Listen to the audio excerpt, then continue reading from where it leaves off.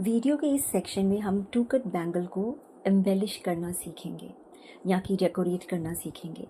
हमारे earlier video lessons में हमने बैंगल्स को सिल्क थ्रेड से रैप करना सीखा था। अब हम उस रैप्ड बैंगल को डिफरेंट टेक्निक्स से एम्बेलिश करना सीखेंगे। नॉर्मली बैंगल मेकिंग में दो मेन टेक्निक्स यूज़ होती हैं, ग्लू और स्टिच। क्लाइंट के रिक्वायरमेंट और डिज़ाइन प्रेफरेंस के अकॉर्डिंग ही आप अपने बैंगल्स को डिज़ाइन करते हो।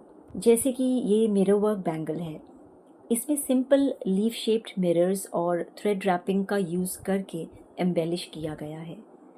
मिरर की शेप और डिज़ाइन को आप क्लाइंट के ड्रेस से भी मैच कर सकते हो। ये एक और एग्जाम्पल है जहाँ टू कट बैंगल्स को कम्प्लीटली कुंदन स्टोन्स के साथ डिज़ाइन किया गया है।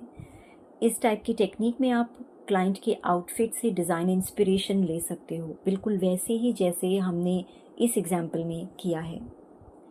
एक इम्पॉर्टेंट बात याद रखिए, डिज़ाइन आइडियाज़ को आपको डायरेक्टली नहीं सिखा सकता कोई भी। ये प्रैक्टिस और ऑब्जर्वेशन के साथ ही डेवलप होते हैं। इसीलिए आपका मेन फोकस बेस टेक्निक्स पर होना चाहिए, जैसे कि मिरर वर्क, कुंदन वर्क, जरदोजी, सीक्वेंस, बीड्स, पर्ल्स। आपको इन चीज़ों को समझने की ज़रूरत है, इन एलिमेंट्स को समझने की ज़रूरत है कि आपके क्लाइंट के अटायर पे कौन से एलिमेंट्स यूज़ हुए हैं और कौन से एलिमेंट्स को आप अपने बैंगल वर्क में, उनके बैंगल के डिज़ाइन में आप यूज़ कर सकते हैं। इस सेगमेंट को हम ऑलरेडी समझ चुके हैं अपने डिज़ाइन एस्थेटिक्स वीडियो लेसन में। इसीलिए अब आप क्लाइंट के अटायर से डिज़ाइन इंस्पिरेशन एक्सट्रैक्ट करना जानते हो। उस डिज़ाइन को आप एक पेपर पर रफली ड्रॉ भी कर सकते हो, ताकि आपको आइडिया क्लियर हो जाए कि आप बैंगल को कैसे एम्बेलिश करना चाहते हो।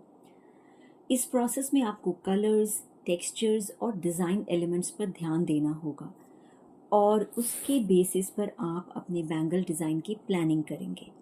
जैसे इस एग्जाम्पल में मैंने लेस पैटर्न से इंस्पिरेशन लेकर ये डिज़ाइन पिक किया है। अब हम डिफरेंट शेप्स और कलर्स से कुंदन स्टोन्स को चूज़ करके इस बैंगल को एम्बेलिश करेंगे। आप यहाँ डिफरेंट साइजेस के कुंदन स्टोन्स भी देख सकते हो, जिन्हें डिज़ाइन के अकॉर्डिंग यूज़ किया जा सकता है। इस प्रोसेस के लिए हमें कुछ बेसिक टूल्स की ज़रूरत होगी, जैसे glue, scissors, glue pad, pen stick. इन टूल्स की हेल्प से हम कुंदन स्टोन्स को नीटली पिक करके बैंगल पर अटैच करेंगे और अपना डिज़ाइन कंप्लीट करेंगे। अब हम अपने कुंदन डिज़ाइन को कंप्लीट करेंगे। डिज़ाइन को ध्यान से देखते हुए मेरा नेक्स्ट कुंदन स्टोन थोड़ा नीचे की साइड पोजीशन होगा, इसीलिए ग्लू का डायरेक्शन भी उसी हिसाब से लगाना चाहिए। अब ग्लू पैड की हेल्प से कुंदन स्टोन्स पिक करके उन्हें ग्लू पर अटैच करते हुए डिज़ाइन को फॉलो करते रहिए।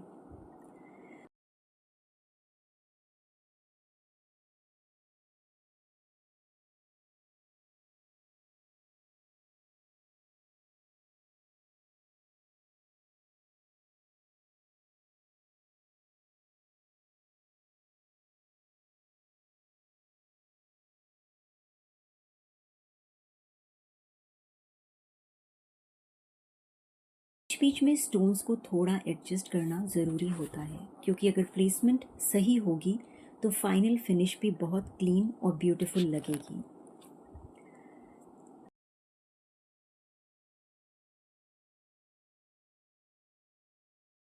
इसी तरह स्लोली पूरे बैंगल को कुंदन डिज़ाइन से कंप्लीट करें या फिर कर सकते हैं। और याद रखें, बैंगल कंप्लीट होने के बाद इसे कम से कम 4 आवर्स रेस्ट ज़रूर दें, ताकि ग्लू अच्छी तरह से सेट हो जाए।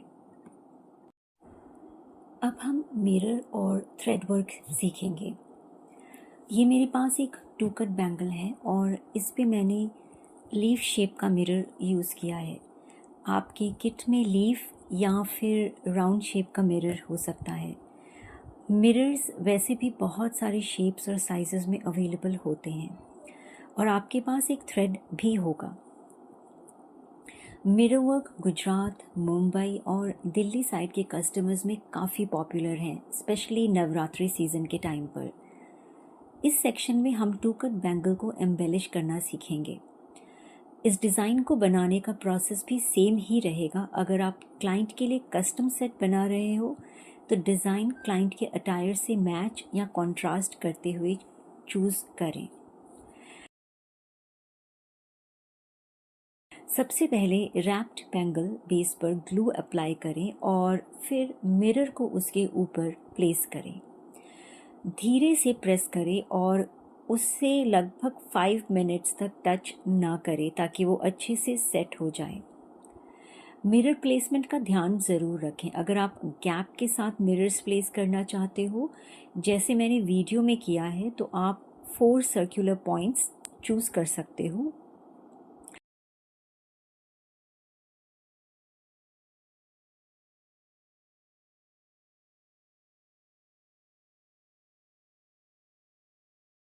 इंश्योर करें कि ग्लू कम्प्लीटली ड्राई हो जाए, उसके बाद ही मिरर वर्क का नेक्स्ट स्टेप स्टार्ट करें। अगर ग्लू वेट होगा तो मिरर सरफेस पर ग्लू लग सकता है और उसे क्लीन करना मुश्किल हो जाता है।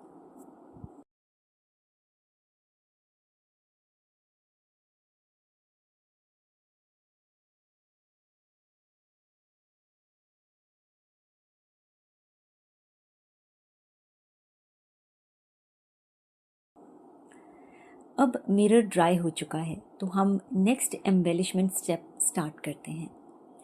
इस स्टेज पर आप थ्रेड, जरदोजी या फिर चेन्स भी यूज़ कर सकते हो।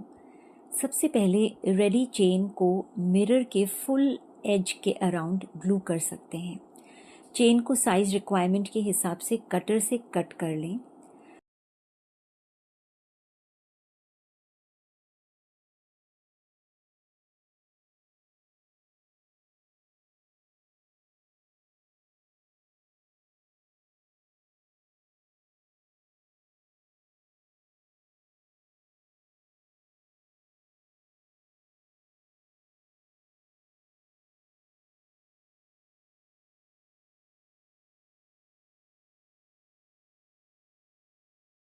यहाँ मुझे थोड़ा सा ग्लू ज़्यादा आ गया है, लेकिन आप केयरफुली कम ग्लू यूज़ करें। मार्केट में ग्लू कोन्स भी मिलते हैं, आप उन्हें भी यूज़ कर सकते हो क्योंकि उनसे ग्लू की लाइन काफ़ी पतली और कंट्रोल्ड आती है।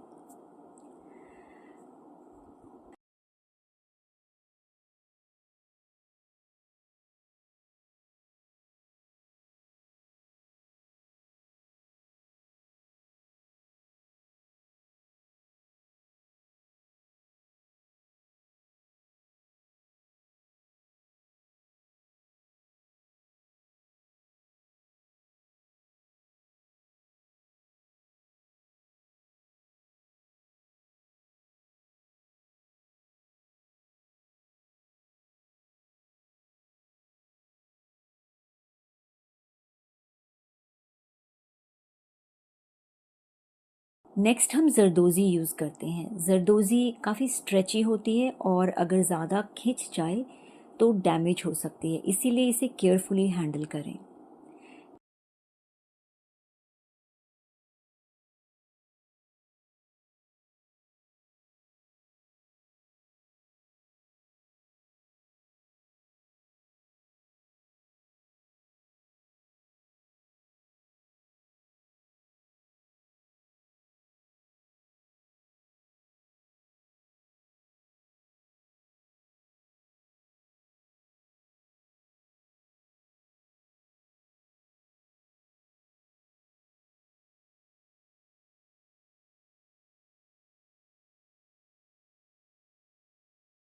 एक्स्ट्रा पोर्शन या एक्स्ट्रा जो मटेरियल आपको जरदोज़ी का दिख रहा है उसे कटर से कट करें और लास्ट एज को ग्लू लगाकर कुछ सेकंड्स प्रेस करके होल्ड करें ताकि वो मिरर के अराउंड प्रॉपरली सेट हो जाए।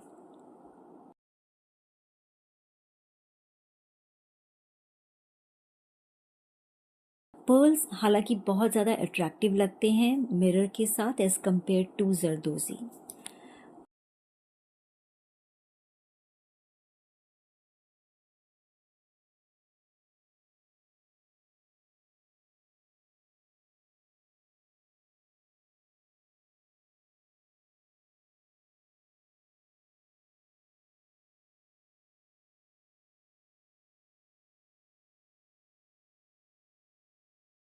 नेक्स्ट हम थ्रेड यूज़ करते हैं। सेम टेक्निक जैसे हमने मिरर के अराउंड पर्ल और जरदोज़ी यूज़ करा है, वैसे ही हम थ्रेड को भी ग्लू करेंगे। अगर आप नवरात्रि लुक या फिर बोहो स्टाइल क्रिएट करना चाहते हैं अपने डिज़ाइंस में, तो आप मिरर्स भी ऐड कर सकते हैं, जैसे मैंने इस डिज़ाइन में किया है। आप सीड बीड्स भी यूज़ कर सकते हैं मिरर के अराउंड, थ्रेड के साथ ग्लू या फिर स्टिच कर सकते हो आप उसे। स्टिच इसलिए करना अच्छा होता है क्योंकि सीड बीड्स कहीं पे लग के निकल सकते हैं, पर अगर आप स्टिच करते हैं तो उनको ज़्यादा लॉन्गर लास्टिंग आप बैंगल क्रिएट कर सकते हो। और मैं फिर वही कहूँगी कि इस पूरे डिज़ाइन प्रोसेस में एम्बेलिशमेंट प्रोसेस का कोई रूल नहीं है। अगर बीड्स कलरफुल और कॉन्ट्रास्टिंग आप यूज़ करते हैं बैंगल बेस के साथ, तो बहुत ही सुंदर लुक आएगा।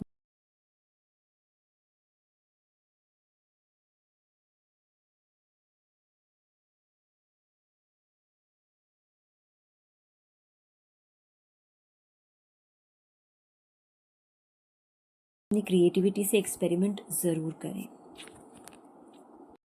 अगर आप चाहें तो आप इसमें और भी मिरर्स ऐड कर सकते हैं, इनफैक्ट कंटिन्यू कर सकते हैं,